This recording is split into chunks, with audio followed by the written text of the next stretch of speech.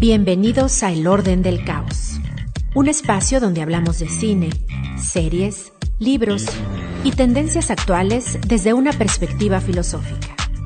Un programa de la Facultad de Filosofía y Letras, conducido por Marco Sanz y Juan Diego Béjar. El Orden del Caos, donde la única condición es pensar.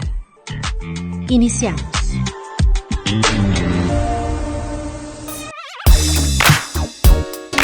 Sean bienvenidos a un nuevo episodio del Orden del Caos. En esta ocasión estoy con Verónica. Hola, Verónica. Hola, ¿qué tal? Estamos emocionados porque este tema del que hablaremos, que es un anime que fue estrenado en el 95, ya llovió. Es un anime bastante de culto, bastante extraño y bastante interesante y difícil de interpretar.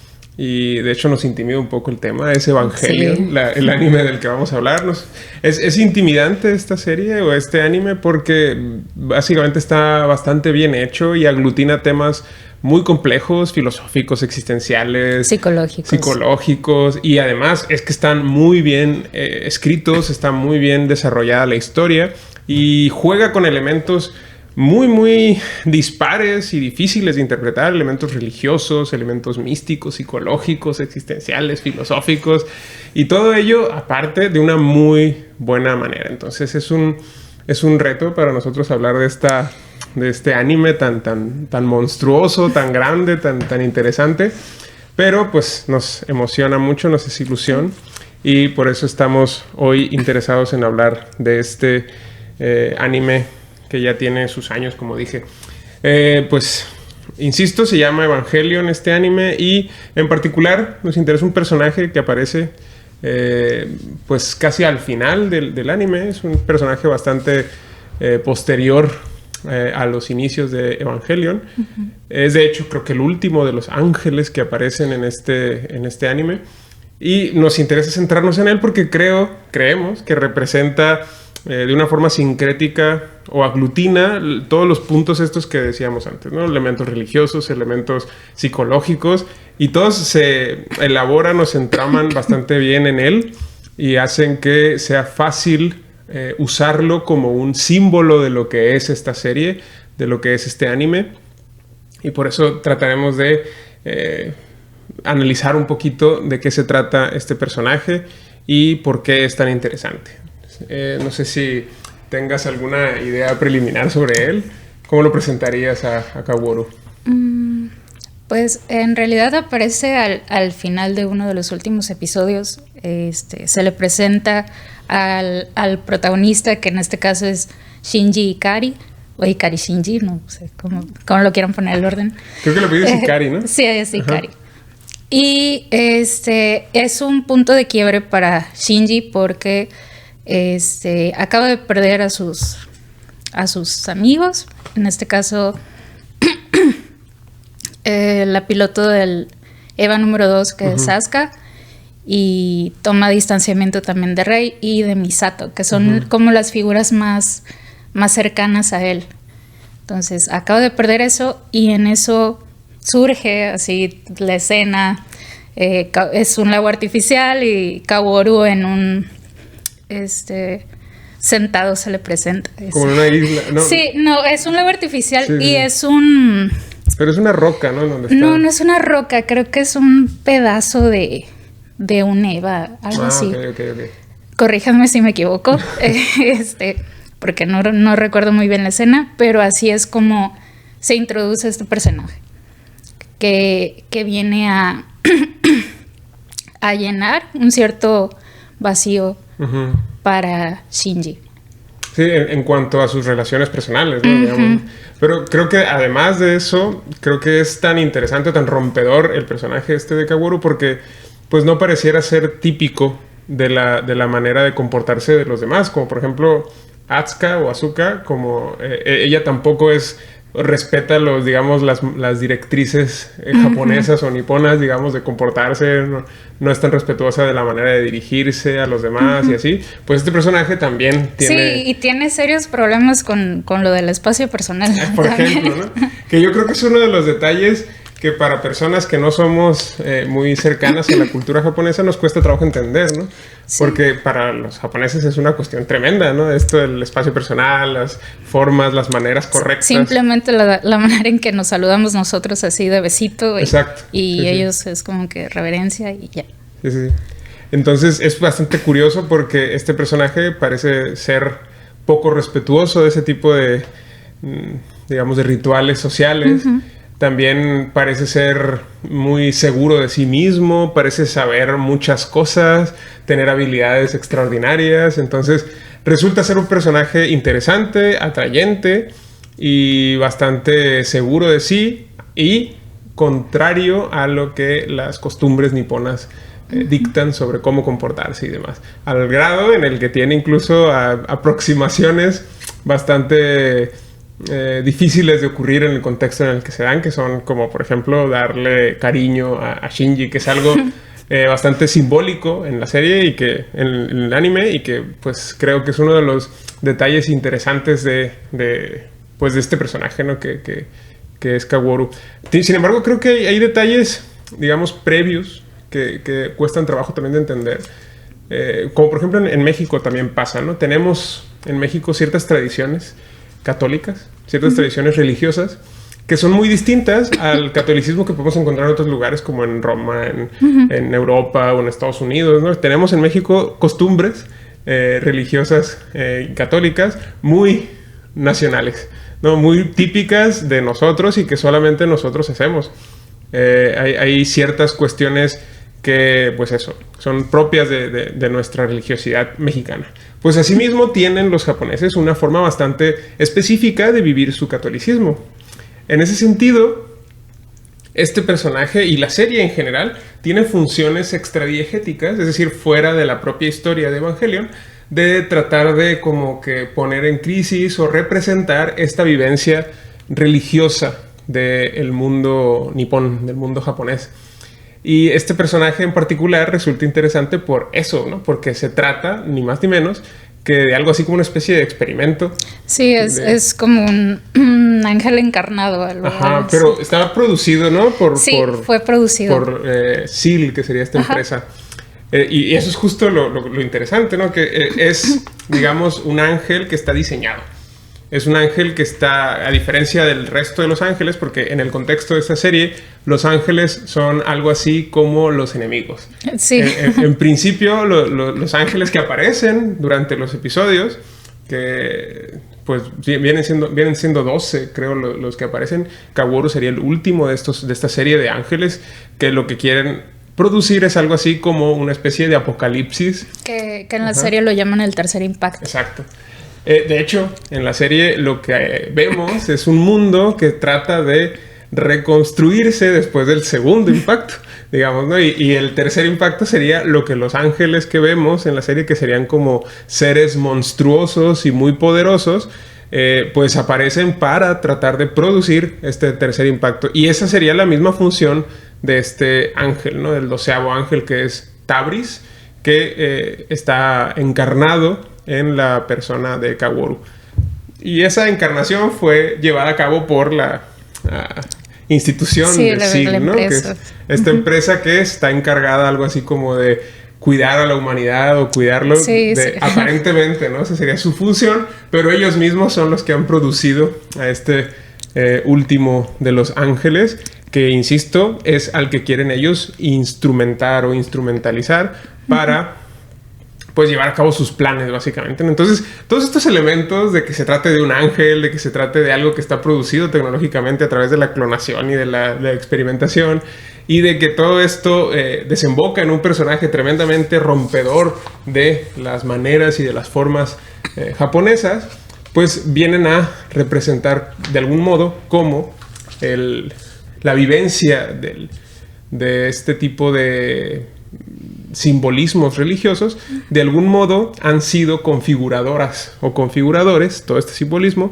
del modo en el que se vive la tradición nipona, y viven de una forma sincrética, por decirlo así, se combinan con esta manera o esta cultura nipona. Entonces, por eso este personaje, insisto, aglutina prácticamente todos los elementos que están ocurriendo en la serie, y pues, digamos, hace que broten, por decirlo así, todos los elementos que constituyen a esta historia que nos cuenta Evangelion.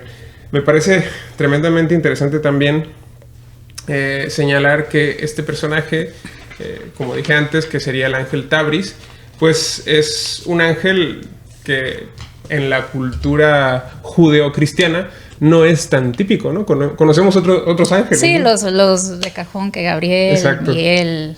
Esos ángeles son más familiares Sí. a nuestra tradición cristiana, religiosa, católica. Católico-mexicana. Ajá. Que básicamente son ángeles que aparecen en las narraciones bíblicas, que son más típicos, ¿no? El ángel Miguel, el ángel Rafael. Pero este otro Tabris no aparece, creo, en ningún texto bíblico. Sí aparece, sin embargo, en las religiones asiro-babilonias, que son justamente las que habrían sido fuentes o inspiración para las historias angélicas que luego fueron contadas en el mundo judío. Y eso es curioso porque hace que el personaje de Tabris, o el personaje de Kaworu en este caso, haya sido bastante rebuscado por parte de los escritores, por los guionistas. Es decir, fue bastante curiosa la elección precisa de que fuese este ángel y no cualquier otro, el que pues representara a este último de los retos que tenía que superar Shinji, que es el personaje que finalmente tiene que enfrentarse a Kaworu, ¿no? Entonces es curioso, ¿no? Porque, insisto, este personaje de Tabris tiene simbolismos en esta religión babilónica de ser algo así como que la representación de... el libre albedrío, ajá, exactamente, la determinación. Uh-huh. Sí, eso es tremendamente curioso porque pareciera que es eso la característica fundamental del personaje, el libre albedrío y las decisiones que él tiene que tomar. Pero, insisto, es como muy rebuscado que hayan elegido este personaje, o este ángel en particular, que es Tabris, para representar digamos, elemento simbólico que quieren plantear a través de este personaje, ¿no? Que, es decir, de entre todos los otros ángeles que había disponibles en el panteón del zoroastrismo, de los babilonios, o sí, de los ángeles judeocristianos, pues eligen a que es, insisto, tremendamente extraño y curioso, pero la razón fundamental es cómo este ángel en particular representa a el libre albedrío y todas las cuestiones que se derivan de él. Ahora, ¿por qué crees que esto es tan importante con el caso de Kaworu? Que me parece que, por un lado, sí cuadra mucho con la vivencia propia de la historia de él, de Kaworu. Pero además creo que también tiene un impacto muy fuerte en el propio personaje de Shinji. Y por eso me parece que representa bastante bien esta cuestión de la libertad o el libre albedrío, las decisiones que alguien tiene que tomar. Pero, ¿tú qué opinas? Pues es que la relación que se ve ya fuera del homoerotismo que se llega a ver o de la relación sentimental que se llega a ver en la serie,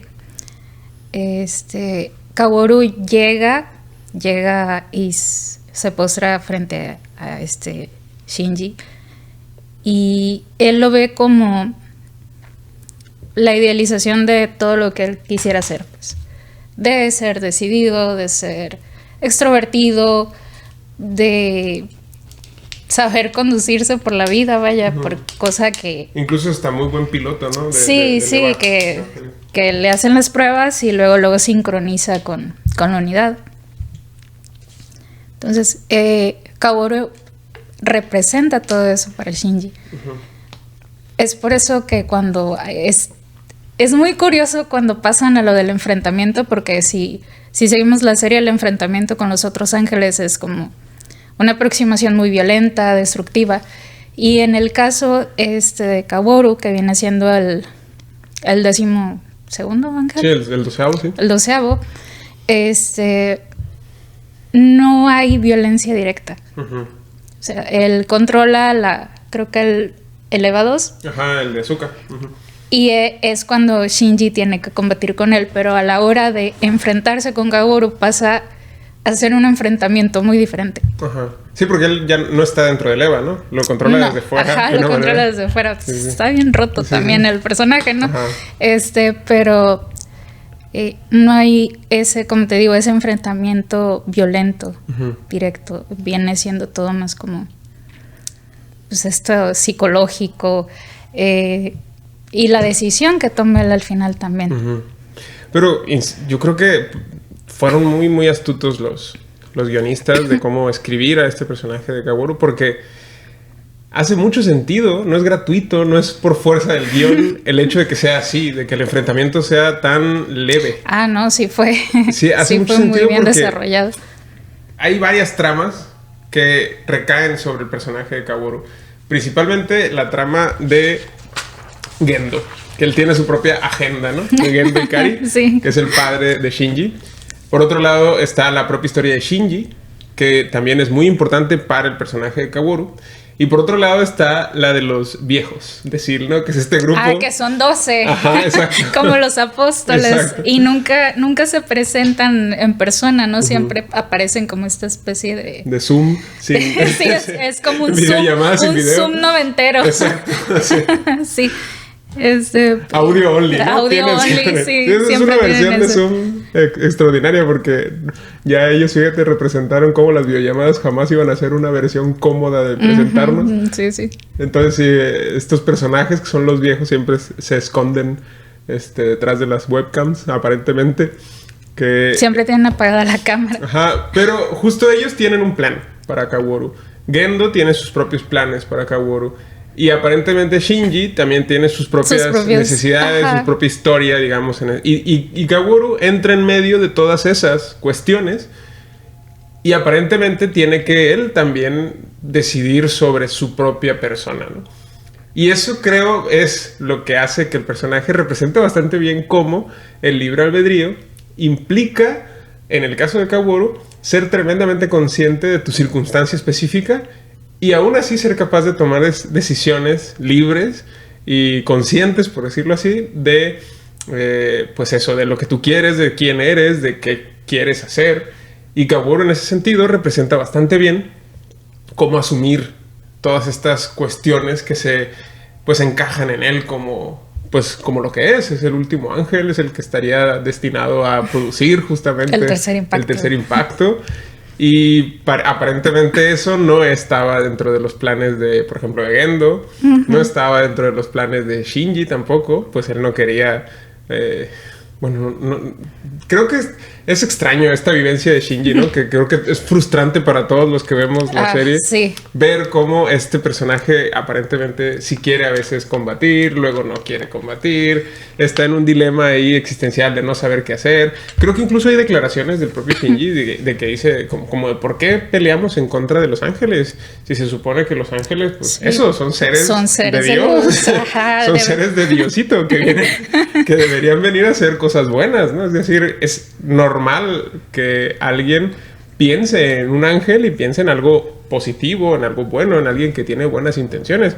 Y estos, más bien, son seres monstruosos que tienen por objetivo, pues, producir el apocalipsis, ¿no? Básicamente. Sí. Entonces, aunque... Casi nada. Sí, que sería algo así como los 4 jinetes del apocalipsis, ¿no? Un poco lo que hacen los ángeles en este anime de Evangelion. En general, eso es la función de los ángeles, pero, insisto, pareciera que el personaje de Kaworu es tremendamente atípico del modo en el que los demás ángeles se comportaron. De hecho, creo que él mismo vence a uno de los ángeles, no al 11º, Kaworu. Ah, sí. Entonces es bastante curioso que Kaworu tenga esa capacidad, incluso tan extraño es al comportamiento del resto de los ángeles. Eso tiene sentido porque es un clon, un experimento científico, pero es tremendamente curioso que aún así tenga todas las capacidades que lo convierten efectivamente en un ángel y en el último y el más fuerte aparentemente. Y pues bueno, todo eso hace que se plantee la cuestión de la libertad como algo tremendamente determinado casi por las circunstancias específicas de alguien. Y por ejemplo, en ese sentido, ¿cuáles crees que hayan sido las razones por las que este personaje, Kaworu, haya al final pues prácticamente decidido no pelear, porque como dijiste, el enfrentamiento es prácticamente simbólico. O sea, sí. No hay una pelea tal cual, no hay golpes. De hecho, no estoy seguro, creo que Shinji no recibe ningún daño ni su Evangelion. Entonces es extraño este enfrentamiento. Sí, pues cuando controló la unidad solo era como para bloquearlo o algo así, porque tenía que llegar, acá viene Otaku, tenía que llegar él a descender a encontrar al ángel crucificado, que en este caso se suponía que era Adán. Que él descubre que... Y él descubre que es Lilith. Entonces también ahí nos vamos con las... Con la mitología judía, que Lilith fue en realidad la primera mujer que tuvo Adán. Entonces sí, salió pues rebelde acá Lilith y no estaba de acuerdo de vivir como se le estaba planteando que tenía que vivir. Y sí, pues se revela. Sí conozco la historia. Si pudieras desarrollarlo un poquito más, la de Lilith. ¿Quién es este personaje, Lilith? Ok. En el mundo judío-cristiano.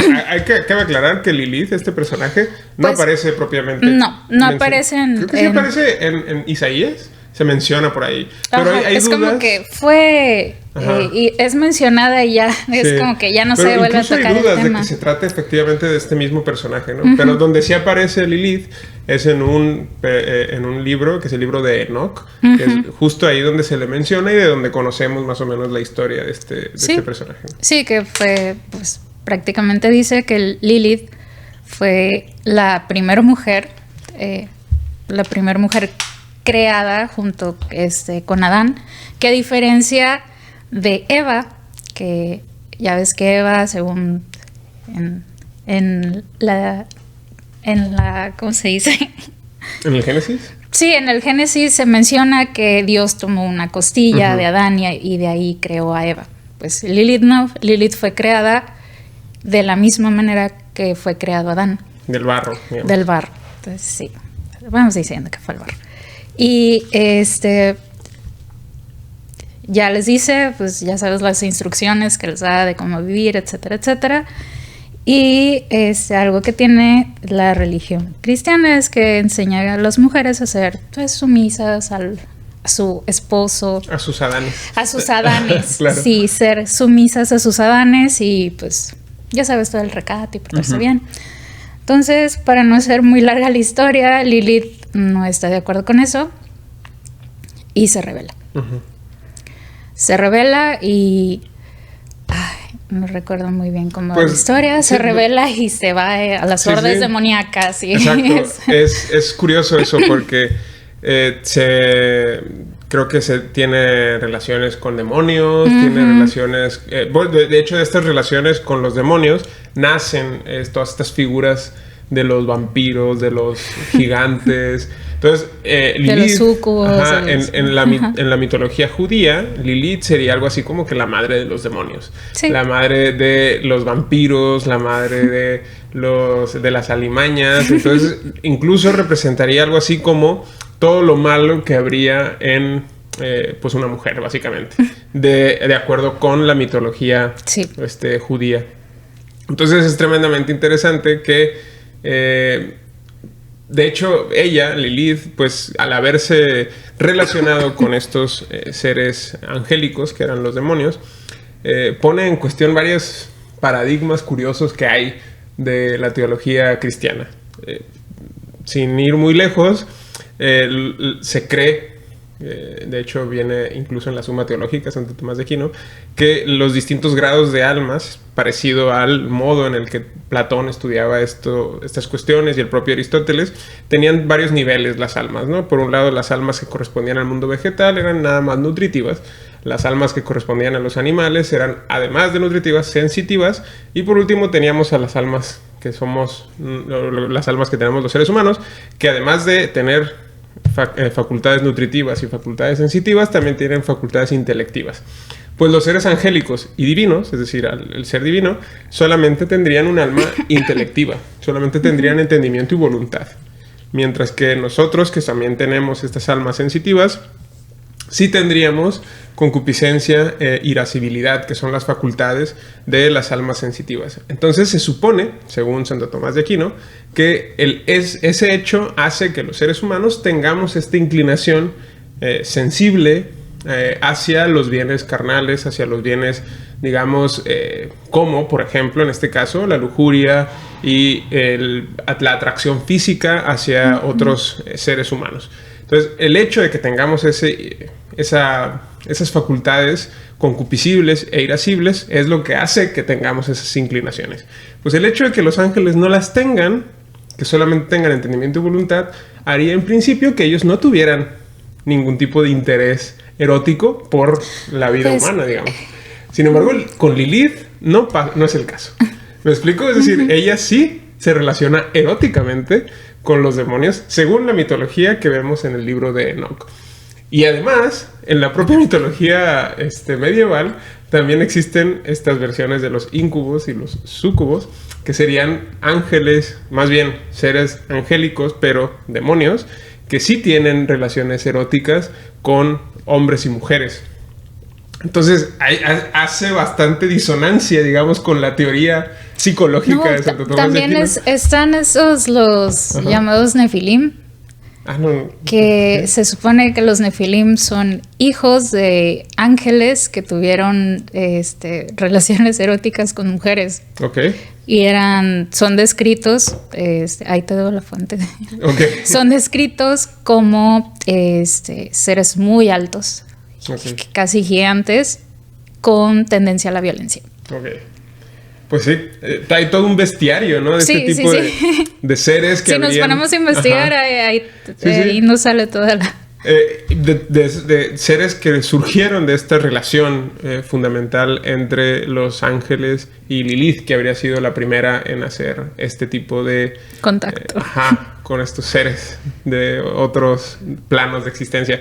Lo que quiero decir es que esto es bastante extraño porque va muy en contra de la teoría digamos, de angelología o de teoría psicológica que tenía Tomás de Aquino. Sí. Según las determinaciones que él nos ofrece en la Suma Teológica, los ángeles no tendrían por qué tener ningún tipo de inclinación o deseo o interés por tener ningún tipo de contacto sensible, sensitivo con los seres humanos. Sin embargo, en la mitología judía sí existen estos ángeles que tuvieron tentaciones. Incluso se dice en el Génesis, aparecen que algunas de las razones por las que los ángeles cayeron fue porque tenían deseo de las hijas. Porque miraron con deseo a las hijas de los seres humanos. Sí. Y eso es justo, creo, el detalle que vemos en Kaworu. Sí. ¿Me explico? Es decir, creo que ese detalle de que tengamos a un ángel con intereses eróticos por un ser humano es justo lo que ocurre con este personaje de Kaworu. Y me parece bastante curioso que todo esto, digamos, haga tanto sentido con el modo en el que fue escrito este personaje, ¿no? Es decir, que todos estos elementos tan dispares y tan curiosos de la historia, de la mitología de los ángeles y de los demonios, en el personaje de Kaworu resulten muy bien explotados y muy bien metidos, digamos, en el modo en el que este personaje se desarrolla, especialmente respecto de Shinji. No sé si gustes explicar un poco más sobre esta escena, ¿no? La relación de... Sí, pues básicamente... Cuando le dices que yo nací para conocerte. Exacto, sí.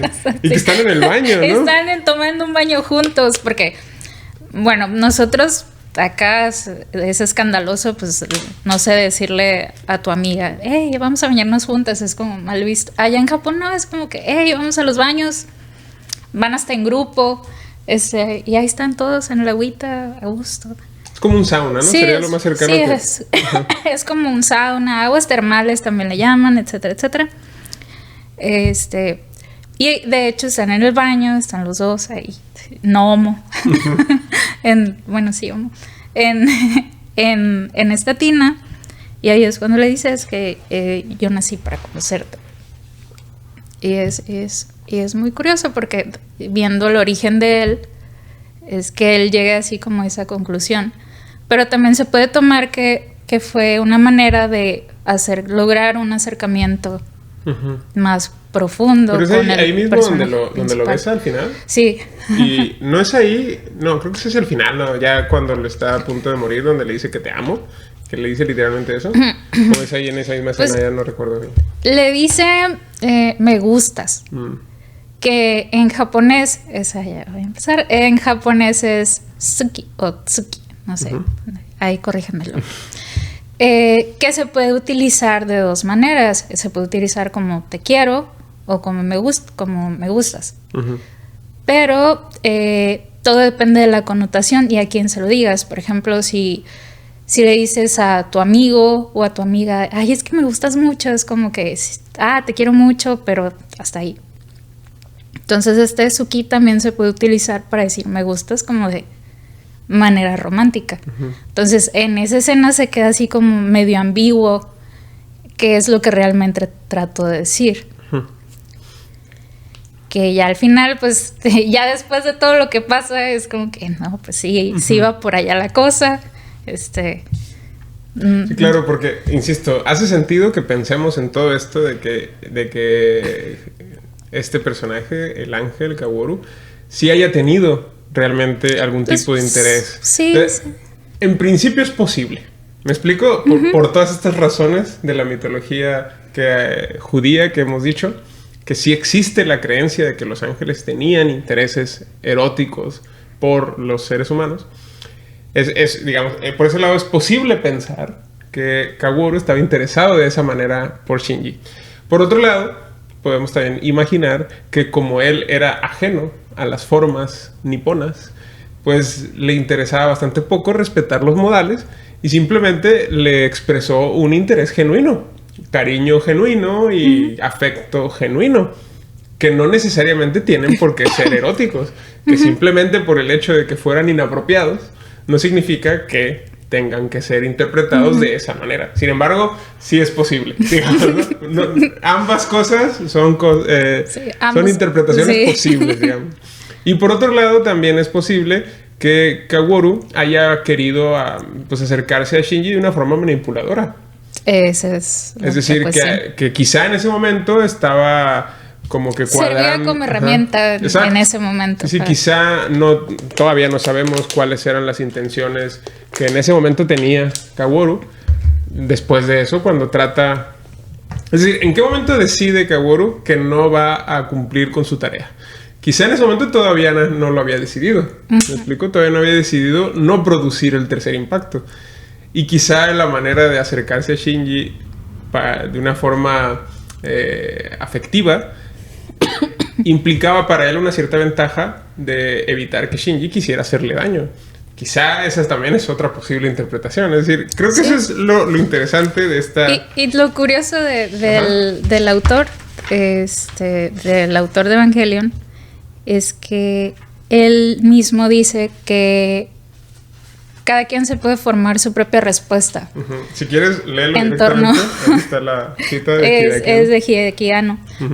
Evangelion no es como un rompecabezas. Cualquier persona puede verlo y dar su propia respuesta. Es decir, que estamos ofreciéndole a los espectadores la oportunidad de pensar por ellos mismos. Así cada uno puede imaginarse su propio mundo. Nunca vamos a ofrecer ningún tipo de respuesta. No esperen recibir respuestas de nadie. No esperen ser guiados todo el tiempo.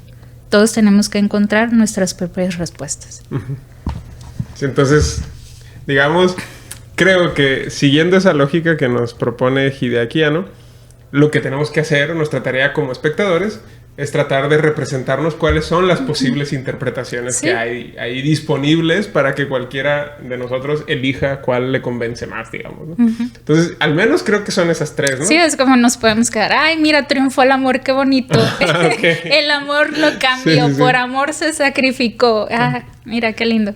Ajá, pero tenemos esas tres, ¿no? Por un lado, que sí haya habido un interés erótico. Sí, o sea, eso es obvio. Ángel, y que eso es lo que vimos en ese momento. Por otro lado, que simplemente se haya tratado de un afecto genuino manifestado de una forma poco ortodoxa. Sí, digamos. Y por otro lado, por último, que se tratara de una manipulación. Que estuviera queriendo manipular a Shinji por alguna razón, ¿no? Para tener ventaja en el combate. O inclusive para ser destruido. Puede ser. Que yo creo que esa sería una cuarta posibilidad, ¿no? Que todo eso que urdió, la manipulación afectiva que realizó con él, haya sido para pues a destruirse a sí mismo. O sea, ¿tú crees que en ese momento Kaworu ya había decidido no cumplir su tarea? Porque esa es un poco la cuestión. ¿En qué momento decide Kaworu voy a cumplir mi tarea? ¿Saben qué, viejitos? No lo voy a hacer. No voy a producir el tercer impacto, que sería su tarea fundamental, ¿no?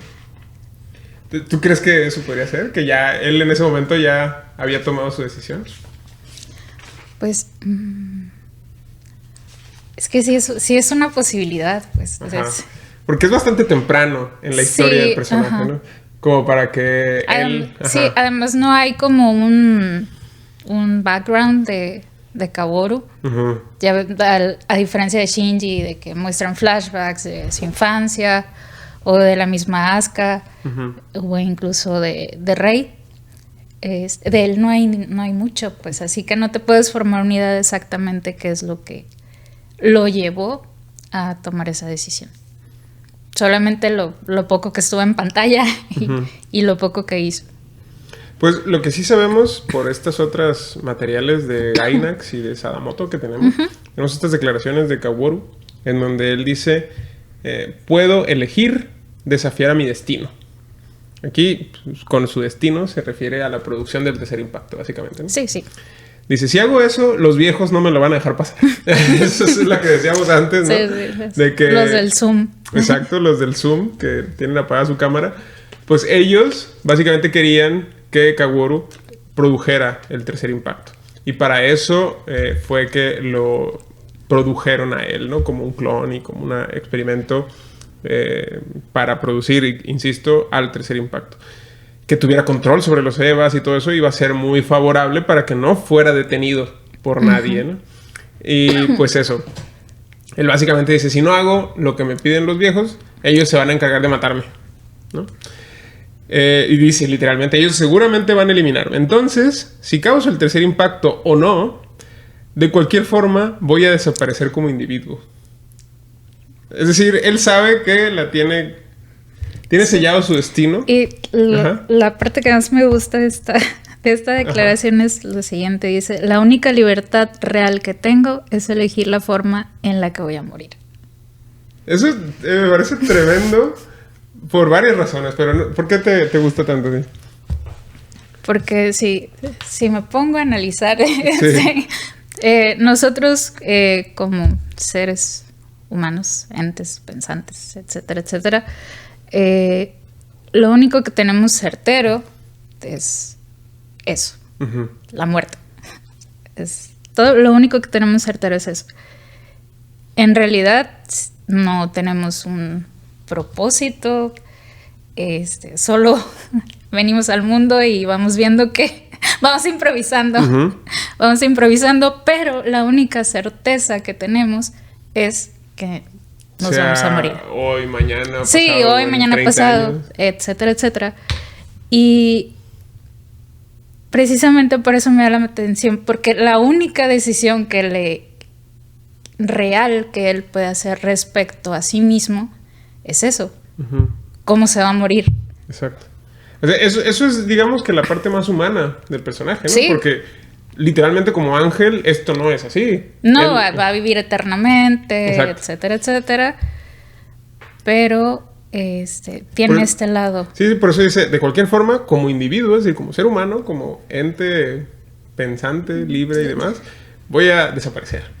Porque si no hago lo que ellos quieren, me van a matar. Y si produzco el tercer impacto, vamos a morir todos. Sí. Entonces, lo que tengo que hacer es básicamente decidir si quiero la horca o la pistola. Básicamente. Sí, las pastillas, me electrocuto. Exacto.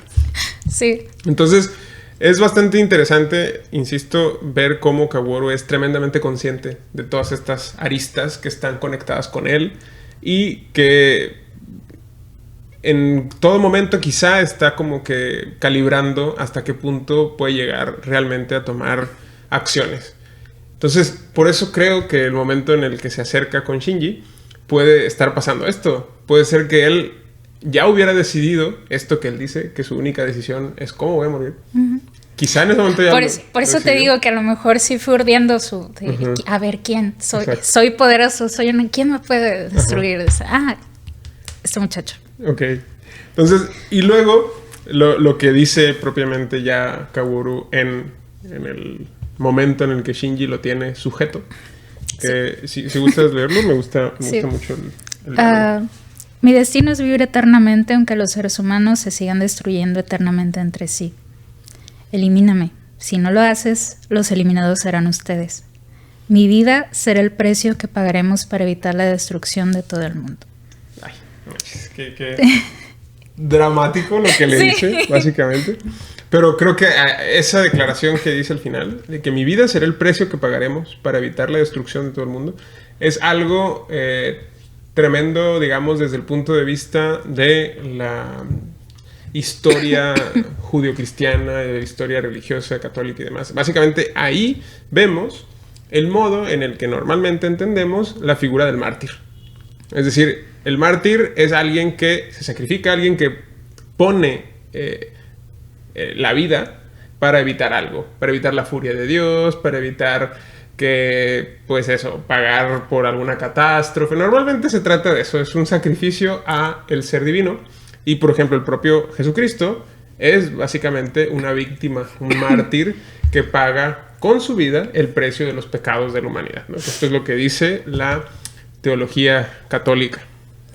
Y en este contexto, Kaworu se está, digamos, representando a sí mismo desde esta perspectiva, desde esta figura retórica o desde esta figura narrativa que son los mártires. Sí. No sé si... Bueno, también hay mártires en otras culturas, como en las... ¿cómo se llaman? Las historias griegas, las tragedias griegas. Hay muchísimos mártires, hay muchísimos personajes que pueden encajar en esta figura retórica o en esta figura narrativa del mártir. Y aquí Kaworu se representa, insisto, a sí mismo como tal, como un mártir que lo que pretende es sacrificarse para evitar el tercer impacto, la destrucción del mundo. Pero insisto, aquí es cuando ya sabemos que él ya tomó la decisión. Uh-huh. Cuando está a punto de ser eliminado por Shinji. Pero si esa decisión fue tomada antes de acercarse a Shinji, creo que cambia todo lo que, digamos, el modo en el que esta relación puede ser interpretada o entendida, ¿no? Porque básicamente tendríamos la respuesta a qué es lo que trata de hacer Kaworu en el baño, en el sauna con Shinji, ¿no? Uh-huh. Sin embargo, si esa decisión fue tomada en ese momento, de decir, bueno, ya me agarraste, elimíname aquí. Y aquí vamos a pagar entre tú y yo en eso. Ahí ya creo que se cerraría el arco de esta relación de una forma bastante más interesante, en mi opinión. Creo que el hecho de que Kaworu decida ahí en ese momento no proseguir, no insistir, no insistir en la batalla y no producir el tercer impacto, hace que, pues, la vida de él haya sido todavía más dramática de lo que podría ser si entendiéramos que él tiene ya una presciencia y que ha tomado todas las decisiones desde antes. Creo que hace que la historia del personaje sea mucho más dramática el hecho de que en ese momento decida entregar su vida. Creo que en este caso, dice él, para evitar la destrucción del mundo, pero creo que podría ser incluso, leyéndolo con base en la relación que tiene él con Shinji, sería casi como para ayudar al propio Shinji, uh-huh, y por afecto a Shinji. Que creo que eso es una lectura también, insisto, posible. Que este sacrificio no sea, como él dice, para evitar la destrucción del mundo, sino por afecto a Shinji. Para no lastimarlo, para no herirlo. Uh-huh. Y, como dice el autor de este texto que leímos, quizá porque está tratando, o habría previsto, Kaworu, la figura de Shinji, que será básicamente el que decida en el final tan enrevesado de Evangelion, sí, el destino de la humanidad. Es muy confuso, uh-huh, porque la decisión, Shinji toma la decisión, le dicen que seguir con quedarse en ese, siendo ese mar naranja, uh-huh, de todas las conciencias humanas unidas, la instrumentalización, donde todos convergen como una sola cosa, sin preocuparse pues, de ser individuos, de todo esto que conlleva la existencia misma humana, o se puede tomar la decisión de salir. Uh-huh. Entonces, mientras... Es muy confuso porque cuando están en instrumentalización se supone que todos están mezclados. Uh-huh. Y visualmente también es muy confuso porque pasan escenas o flashback de las vidas de otros personajes cuando Shinji está tratando de tomar esta decisión. Entonces ya al final es como que se acepta a sí mismo y... Bueno, spoilers. Pero bueno, ¿tú crees que Kaworu de algún modo supo esto? ¿Que Shinji iba a tener esa responsabilidad? Porque creo que pues es básicamente algo que nadie sabe, ni siquiera el propio Shinji, en ese momento de la historia. Uh-huh. Y quizá, es decir, si Kaworu de algún modo asumió o presupuso o supo antes que todos o presintió que él se iba a Shinji iba a tener esa responsabilidad en el futuro, quizá por esa razón es por la que le toma tanto aprecio a Shinji, o lo quiere ver o lo quiere coachear, como dicen ahora, lo quiere, sí, lo quiere dirigir de alguna manera, o por la razón por la que cree que es importante Shinji como para sacrificarse ante él y evitar que, por ejemplo, si Kaworu hubiera producido el tercer impacto en ese momento, quizá Shinji no hubiera tenido todavía los elementos emocionales para tomar la decisión que tomó.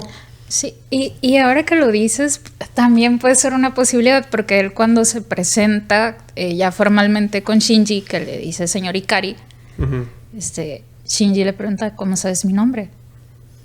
Y dice, es que tú eres más conocido de lo que crees, no estás consciente de tu posición. Okay. Entonces, ahora que mencionas eso de que tal vez Kaworu ya estaba consciente de que Shinji iba a ser el responsable de cargar con todo eso y de tomar esa decisión, puede ser, uh-huh. puede ser posible que sí. Uh-huh. Y que por ello uh-huh. lo haya buscado desde el principio y haya iniciado este acercamiento. Exacto. Como por querer influir en él de una forma positiva, uh-huh. y que el sacrificio que finalmente decide hacer Kaworu, que es decir, no voy a cumplir con mi destino, y no quiero que me eliminen los viejos, así que mejor elimíname tú. Sí, tú me caes mejor.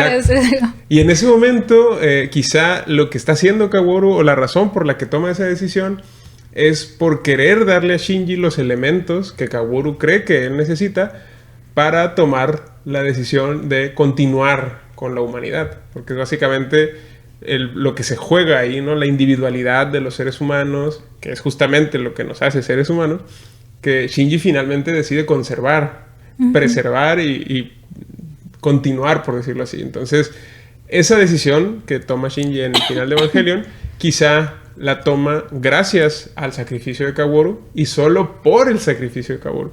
¿Quién sabe hasta qué punto esa influencia del personaje haya sido la responsable del final que vemos? Sí. Porque, de hecho, hasta sale, ¿no? El personaje Rey creo que asume, cuando se convierte en esta super Rey, asume cuando se acerca a Shinji la figura de Kaworu, ¿no? Para acercarse a él. Sí. Entonces ahí hay un momento bastante curioso en donde Shinji es muy movido por la figura de Kaworu.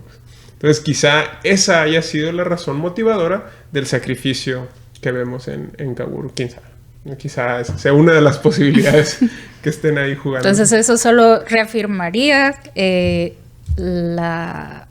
Kaworu es un mártir. Exacto. Por excelencia en uh-huh. Evangelion. Exacto. Pero el problema sería cuál es la razón de su martirio. Es decir, ¿qué quería lograr? Pues, ¿no? Por eso te digo, una posibilidad... Es que quería... que alguien lo destruyera. Pues, esa sería una posibilidad. ¿No? Es decir, que él simplemente actuara de forma rebelde en contra de Seal y de los viejos. Que es simplemente que él renegara de su destino. Como él, en palabras de él, ¿no? Desafiar su destino. Eso es por una parte. Que sería básicamente un suicidio. Es una forma de renegar de aquellos que lo trajeron al mundo. Eso es una posibilidad. Otra posibilidad es que el sacrificio fuera para evitar la destrucción del mundo, que es también que es algo lo que él dijo. dice. Exacto. Sí. Simplemente, pero no lo evita tanto porque solamente lo posterga un rato, ¿no? Sí. No logra tanto, es digamos. como que clic. Exacto. Y medio episodio después, el tercer impacto, ya valió. Entonces, pero es otra posibilidad, ¿no? Digamos que él quisiera eso, evitar la destrucción del mundo, ¿no? Yo no quiero ser el responsable de que el mundo se vaya. Eso es, digamos, la segunda posible interpretación. Ay, que no tiene nada que ver con esto, pero la canción que suena cuando está pasando el tercer impacto está genial. Sí.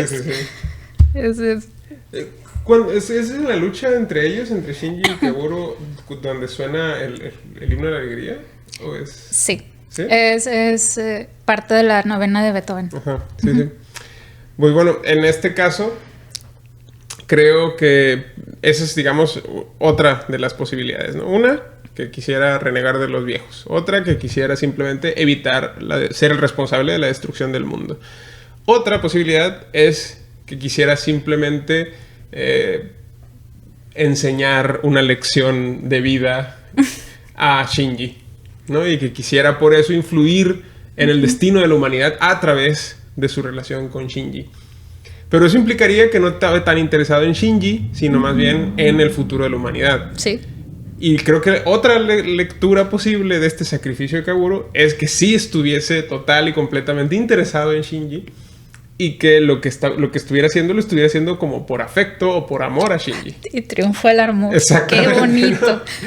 Pero, insisto, toda esta gama de posibilidades que están ahí latentes, o quizás son todas las anteriores, digamos. Quizá. A, B, o Sí. todas las anteriores. Pero quizá todas estas cuestiones hacen que sea mucho más interesante y mucho más cargado de simbolismo ese momento en el que está el EVA 01 sosteniendo a el cuerpo de Kaworu. Cuerpecito. Así. Que es como una escena muy larga, ¿no? Dura como que serán... Mucho diálogo. No, pero el momento en el que se quedan ahí... Sí, que final, se quedan ahí. Sí. Quiero decir, son como 10 segundos que está la imagen y que ya luego te ponen la caída de la cabeza del personaje. Ay, no, ya lo arruinaste. Pero, bueno, eso también... Que también, yo la primera vez que lo vi dije, no lo va a hacer. Sí, y de es un momento repente, muy después tenso, ¿no? de 10 segundos, es como que... Y ¿Sí ya. durará más de 10 segundos? No sé. Habrá que verlo de nuevo. Uh-huh. Pero el momento... Y ni siquiera es una escena así, gore, Uh-huh. sangre. No, solamente se ve el trocito de cabeza cayendo. No se ve nada, básicamente. Uh-huh. Como en el final, que sí se ven muchas escenas bastante sí. sangrientas. En este caso no, es muy poco lo que vemos. Que es lo que te mencioné al principio uh-huh. sobre el enfrentamiento uh-huh. final con el último ángel, pues. Que el enfrentamiento, sí, los golpes ocurrieron entre el EVA 01 y el 02. Sí, porque lo estaba controlando, uh-huh. pero como dijimos, era nada más como para ganar tiempo sí. o bloquearlo. Pero el enfrentamiento entre el ángel y el EVA 1 no es enfrentamiento. No es enfrentamiento. Sí, bueno, sí, porque sí hay un enfrentamiento. ¿Pero es el campo AT? No me acuerdo. El ángel, no me acuerdo. Habría que repasarlo. Hay que verlo de nuevo. Sí. Pero lo interesante sí es eso que dices, ¿no? Que Kaworu no pone mucha resistencia. Uh-huh. Y en ese momento en el que... Es que el enfrentamiento uh-huh. ocurre dentro de Shinji. Así como que lo voy a matar, uh-huh. no lo mato, lo quiero, ¿qué hago? Uh-huh. ¿Tú en ese momento sí creías que no lo iba a hacer? Que no iba a... Como por un segundo dije yo, no se anima. Okay. conociendo la historia del personaje, uh-huh. pues sí, claro. Por eso el impacto cuando lo hace. Porque siempre... a Shinji siempre se la muestra como medio pusilánime, uh-huh. Indeciso, inseguro. Entonces, conforme va avanzando la historia, no hay mucho progreso de ese lado. Pero, te digo, durante ese enfrentamiento, es como que ya es capaz de tomar uh-huh. una decisión. Y, de hecho, es una decisión dificilísima, ¿no? Para el personaje. Entonces, tanto para él y como para Kaworu, es como uh-huh. que, pues mátame. Sí. Porque, de hecho, como dices, la evolución que podríamos esperar de Shinji a partir de este encuentro es todo lo contrario. Es decir, todavía queda más sumido en esta especie de depresión que vive Shinji y por haber básicamente asesinado a Kaworu y por lo que representó para él que alguien se le acercara de manera legítima, auténtica y le mostrara afecto, cariño y demás. Esas cosas hacen que para Shinji sea tremendo el haber matado a Kaworu y, insisto, queda sumido en esta especie de depresión final de la cual saldría pues prácticamente con el tercer impacto. Sí. En ese momento es donde Shinji pues eso, sale de su estado anímico depresivo y toma la decisión le dicen échale ganas, le aplauden y ya. Sí. Ese es un final súper extraño, ¿no? Que antecede a la película, que es básicamente... Pero es lo que te digo, como está en lo de la instrumentalización, donde todos están mezclados, visualmente resulta muy confuso qué es lo que está pasando. Sí, sí, que es algo así como una especie de fantasía extraña que estaría ocurriendo, ¿no? en ese último episodio. Sí, como un mal viaje acá de psicodélico. Exacto. Por eso es tan extraño el aplauso final y todo eso. Sí. Que es, insisto, ese último episodio es el que antecede a la película final, que es donde ya propiamente da final la historia de ese primer anime, ¿no? Porque creo que esa película ha sido continuada, ¿no? Con estos... Se hicieron... se hizo unos rebuilds, que así se les llamó. Son 4 películas, si no mal recuerdo. Que... La primera fue esa, ¿no? La que dio final a la serie, al anime. No. Esa salió que se llama El final de Evangelion. Ajá, ok. Que salió pues paralela a la serie. De hecho, tienes que ver primero esa y ya después regresarte y ver los últimos 2 capítulos. ¿A poco? O sea, sí, son 24 capítulos o 20, la película esa 26? Del final de Evangelion es como una recapitulación de varios acontecimientos de capítulos anteriores. Y te muestran el final. Pero para que lo entiendas te tienes que regresar y ver el capítulo 24 o algo así. Ok. ¿Y esa película sería...? Esa fue paralela con la serie de los 90s. Porque me recuerdo que el final de la película es cuando ya sale esta escena después del cataclismo, después del tercer impacto. Y sí, que sale Rey partida a la mitad, que es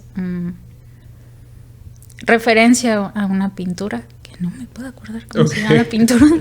Pues bueno, el punto creo importante es recalcar cómo Shinji sí recibe por parte de Kaworu lecciones que condicionan el comportamiento de Shinji en ese final.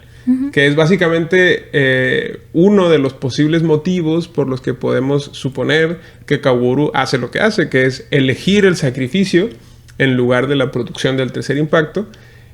Como para, insisto, influir en ese estado anímico de Shinji y empujarlo a hacer lo que efectivamente hace, que es ir en contra de los intereses de Seal y de los intereses de Gendo y evitar la destrucción de la humanidad. Qué triste, Gendo nada más quería de vuelta a su esposa. Exacto, Era todo lo que quería. Trauma a su hijo, casi destruye a la humanidad.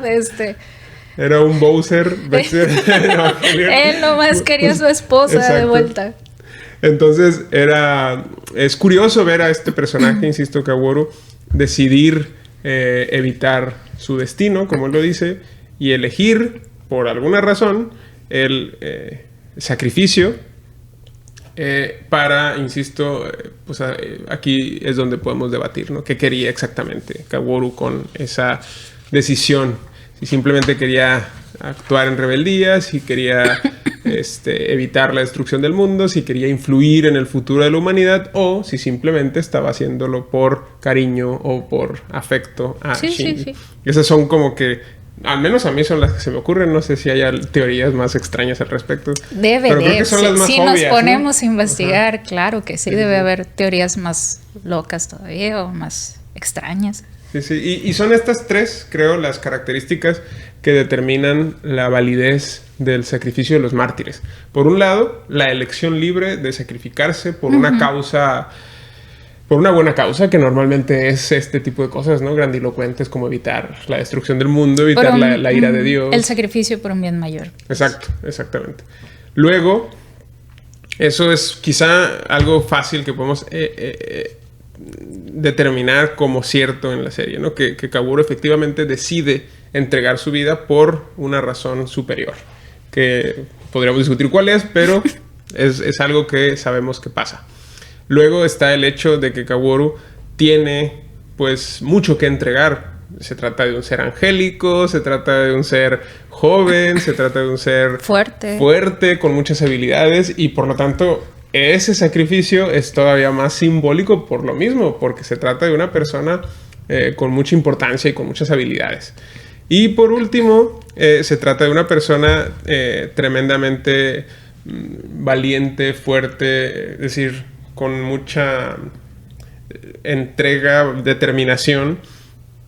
Y esa determinación, ese coraje que caracteriza al personaje de Kaworu es justamente la tercera condición que podemos establecer para validar que este personaje efectivamente se trata de un mártir. El problema aquí, insisto, que es donde podemos discutir más o podemos hacer más teorías, es en razón de qué se martiriza. ¿Cuál es la causa? ¿Qué buscaba? Por eso quizá Evangelion representa algo así como una especie de conflicto curioso entre las ideologías que vemos que están ocurriendo ahí. Por un lado, la idea colectivista de anular la individualidad de los seres humanos. Con lo de la instrumentalización. Que es lo que quiere efectivamente Seal, el grupo de los viejos, y Gendo también están alineados ahí sus intereses en querer, los dos grupos quieren esa eliminación de la individualidad humana, que digamos podríamos pensar que se trata de un interés político, es que así lo manejan, o de esa manera se siente cuando aparecen los viejos. Exacto, se trata de un consejo de ancianos conspiranoicos. Sí. Y luego está Gendo Ikari ahí reunido con ellos. Sí parece que tenía esas connotaciones. Exacto, que en el contexto de Evangelion serían contrarias a la voluntad de Dios, digamos, ¿no? Que es digo Dios porque podríamos pensar que el tercer impacto no era para producir la instrumentalización humana, ¿me explico? Sino para resetear las cosas y volver otra vez a crear una nueva humanidad, que es finalmente lo que ocurre. Sin embargo, el hecho de producir la instrumentalización humana sí es el plan de estos señores que quieren, por alguna razón, hacer esto. Que realmente nunca queda exactamente claro qué es lo que buscaban. Las razones de Seal. Las razones principales de estos señores y por qué los Gendo buscando. Sí, ¿no? De Gendo sí sabemos. Gendo sí, ya sabemos por qué hace lo que hace. O sea, quería de vuelta a su esposa. Ya ves que hasta la clonó miles de veces. Pero ese era su principal motivo, que pues, es válido. Es válido también. Es entendible. Se entiende, sí. Pero en el caso de Seal, en realidad nunca queda claro por qué querían causar ese tercer impacto. Algo que recordé ahorita que dijiste que los planes de Dios y todo eso, es que las figuras estas de Lilith y Adán en Evangelion, se supone que vienen del espacio, algo así, que Adán era el que iba a caer en la tierra. Y termina cayendo Lilith primero. Entonces resulta que la humanidad está en Evangelion, todos son hijos de Lilith. Y creo que algo así era lo que conflictuaba estos a Seal, que en realidad el que debió haber caído era Adán. Entonces, como que buscaban esta manera como de resetear las cosas. Purificando. Exacto. Eso es lo que se me ocurre, que tal vez era el motivo que tenían ellos. Pero como te digo, no queda claro. Pero suena bastante interesante, porque parece ser que digamos, esa posibilidad de que ocurra la instrumentalización humana y se anulen todas las individualidades de los seres humanos, finalmente queda a decisión de este personaje que es Shinji, ¿no? Que eso es básicamente el destino que tiene Shinji y que no nos enteramos de ello hasta este momento, hasta el final de Evangelion. Entonces, lo curioso es cómo, hasta qué punto esa decisión que habría tomado Shinji, que es, insisto, contraria a lo que querían Seal y lo que querían Gendo, pues es influida por el sacrificio de Kaworu. Pues, que pareciera que sí hay ahí una importancia muy, muy fuerte en el estado psicológico al que llega Shinji a ese momento. Hay una influencia muy dura, muy fuerte, muy marcada del personaje de Kaworu justamente en Shinji, y influye, insisto, de manera muy, muy clara en esa decisión que finalmente toma, que es básicamente conservar a la humanidad en el estado individual, sí, digamos. Que es curioso que él se sacrificó para evitar el tercer impacto, que termina pasando, pero influyó de tal manera que la humanidad puede conservó su estado, es decir, resurgiera, ¿no? Básicamente a través de Shinji y Asuka, ¿no? Que es básicamente la que queda junto con él. Que simbólicamente algunas teorías por ahí que andan en internet, que ellos representan la nueva Lilith y el nuevo Adán. Ok. Asuka sería la nueva Lilith, ¿quieres decir? Okay. Sí. Yeah. Pues bien, creo que eso es básicamente el modo en el que pudiéramos entender cuál es la función de este personaje de Kaworu y cuáles son las consecuencias de lo que hizo, que es el martirio, el sacrificio. Y quizá podríamos incluso pensar que esa es la razón por la que finalmente decide, insisto, entregar su vida, digamos, como para ir en contra de estos personajes que querían usar el tercer impacto por intereses oscuros, por intereses extraños. Pero, insisto, en Evangelion se ve este confrontamiento de estas dos ideas o estas dos ideologías, ¿no? Por un lado, conservar la individualidad de los seres humanos y por otro lado, anularla por completo. Es decir, sumirnos a todos en una especie de... juguito naranja. Exacto, sí, en un juguito naranja, en un... ¿cómo se llama bueno. Eso es un líquido... Ay, sí. No me acuerdo, pero bueno, lo curioso es eso, que justo estas dos ideas están en juego como las dos posibles finales o conclusiones del tercer impacto, y justamente el hecho de que no se produzca uno sino la otra es decisión de Shinji. En él recae prácticamente todo esto. Todo lo que... Si tú ves animes noventeros con esta temática de los mechas, mecha se refiere a las máquinas,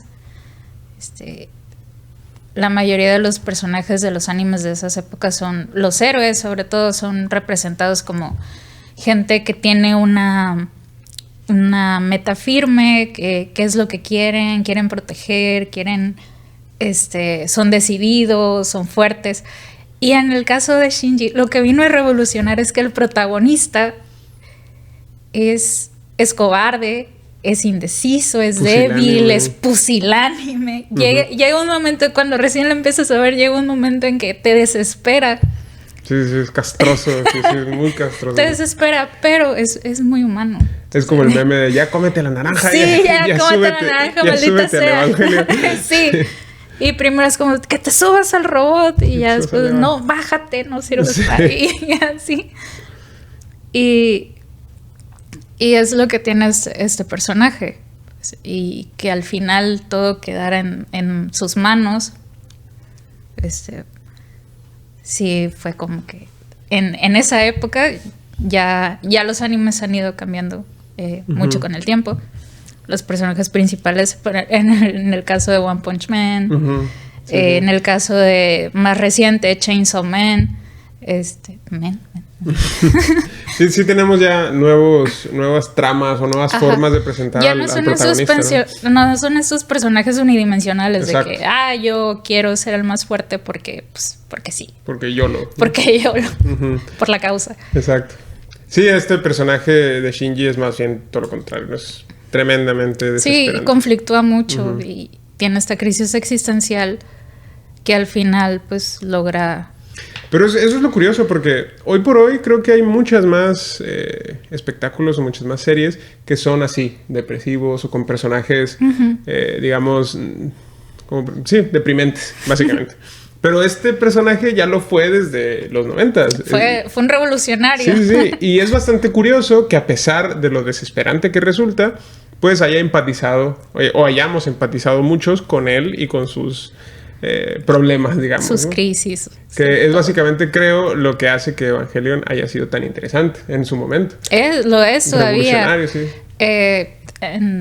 Hay algunas, no sé si llamarles quejas o algo así, porque en los rebuilds que son más recientes, que te digo, son esas películas que siguen casi la misma línea de historia que el anime original, pero a partir de la segunda película ya empieza a cambiar. Es como que, ¿qué tal si este personaje hubiera sido diferente? Y en los reveals, el Shinji del rebuild y el Shinji del anime original tienen sus diferencias. Okay. El del reveal ya lo presentan como un poco más decidido, un poco más como tratando de estereotiparlo un poquito con estos personajes heroicos. No tanto, no se me voy a echar encima. Pero sí hay un cambio de que se vuelve un poco más valiente, más fuerte, etcétera, etcétera, no como el anime original. Yo personalmente prefiero el anime original. ¿Te gusta esa...? Sí, a pesar de todo me agrada. A pesar de más. que sea un personaje tan frustrante para el espectador. Es muy frustrante. Exacto. Sí. Pues sí, bueno, creo que hemos tocado muchos puntos interesantes gracias a este personaje de Kaworu, que es el que nos motivó. Pero igual en el futuro podríamos seguir hablando de esta serie. Creo que es muy, que hay este demasiado que hablar al respecto. Sí. Es muy interesante el modo en el que fue escrita, los elementos que usaron y demás. Creo que hay muchas cosas que estamos dejando aquí por fuera. Pero bueno, espero les haya resultado interesante. Espero que les interese seguir a este proyecto y que nos sintonicen a través de nuestras redes sociales, a través también de Radio UAS. Estamos en Radio UAS los lunes a las 3 de la tarde y en nuestras redes sociales nos pueden encontrar a través de Facebook, Instagram, YouTube y TikTok. Ahí estaremos subiendo y compartiendo mucho contenido. Te agradezco, Verónica, por gracias, estar. Gracias por la invitación. Sí. Espero hacer alguna otra aparición. Exacto, sí, claro. Y pues les agradezco también a ustedes por habernos escuchado y visto. Nos veremos en un próximo episodio y muchas gracias.